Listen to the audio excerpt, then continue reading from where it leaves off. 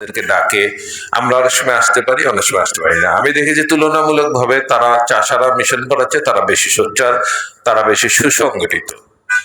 এই জন্য অভিনন্দন জানাই, আমাকে এখানে আজকে এই অনুষ্ঠানে আমন্ত্রণ জানিয়েছে, উপস্থিত থাকার জন্য অনুরোধ জানিয়েছেন এবং আমাদের মিশন পাড়ার অনেকেই আসছেন। সেদিন রাত্রে গিয়ে আমাকে বলছেন, আমি আরো অনেককে জানিয়েছি, তারা অনেকে উপস্থিত হয়েছেন। এই জন্য কৃতজ্ঞতা প্রকাশ করছি বাগিজান্নাত পঞ্চায়েত পরিষদের নিকট। শুধু মন্ডলী, এই মাদকটা শুধু এই মিশন পাড়া চাষারার সমস্যা না, এটা সারা বিশ্বের সমস্যা। বিশ্বে কোথায় মাদক নাই, সব জায়গায় আছে। এইটা শুরু কোথা থেকে? আমার ঘর থেকে।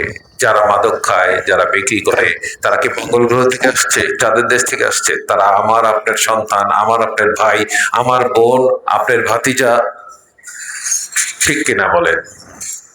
তাহলে শুরুটা কোথায় হওয়া উচিত? ঘর থেকে। আমরা নিজেরা নিজেদেরকে যদি গুছিয়ে রাখি, আমরা আমার সন্তানদেরকে যদি খেয়াল রাখি, সন্তান কোথায় যাচ্ছে, কার সঙ্গে মিশছে, কি করছে। সন্তান একটি নির্দিষ্ট বয়সে, ছেলে মেয়েরা অনেক সময় হতাশায়, অনেক সময় আবেগে, নানান প্ররোচনায় তারা এর ভিতরে প্রবেশ করে। প্রথম শৌখিনতা বশত বন্ধুদের সঙ্গে আড্ডায় মিশে বা কৃতিত্ব দেখাতে বা একটা অভিজ্ঞতা নিতে তার প্রথম এখানে অংশ নেয়।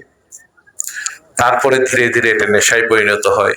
আর একদিন যখন পূর্ণাঙ্গ নেশায় পরিণত হয়, তখন তার বাপ মা ভাই বোন প্রতিবেশী কেউই তার কাছে আর আপন থাকে না। নেশাই তার হয় সবচেয়ে আপন, এবং এই নেশার জন্য তো সবকিছুই পারে। সম্প্রতি আমার কর্মচারী বেশ কিছু টাকা নিয়ে পালিয়ে গেছে, সেও নেশার জগতে পড়েছিল, আমি নিশ্চিত। না হলে এটা হইতে পারে না।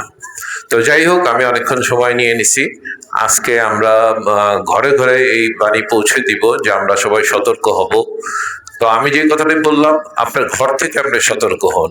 আমি যেটা দেখেছি, কারণ আমার খুব জনগণের কাছে যাওয়ার সৌভাগ্য হয়, কারণ আমি গত 35 বছর একটি জায়গায় বসে কাটিয়েছি, এটা মিশন পাড়ার মোড়ে, যেখানে আমার অফিস, আমার ব্যবসাও দেখতে হয়, পাশাপাশি মহল্লার নানাবিধ সমস্যা নিয়ে আমি কথা বলি, শুনি।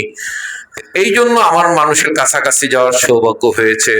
এটা বস্তি বলে, আর মন্ত্রী পরিষদ বা আমার এখানে যারা প্রধান অতিথিবৃন্দ আছেন তাদের বাসভবন বলে, সব জায়গায় যাওয়ার আমার অধিকার আছে, আমি গিয়েছিও। তাতে দেখেছি যে আসলে আমাদেরও অনেক ভুল আছে।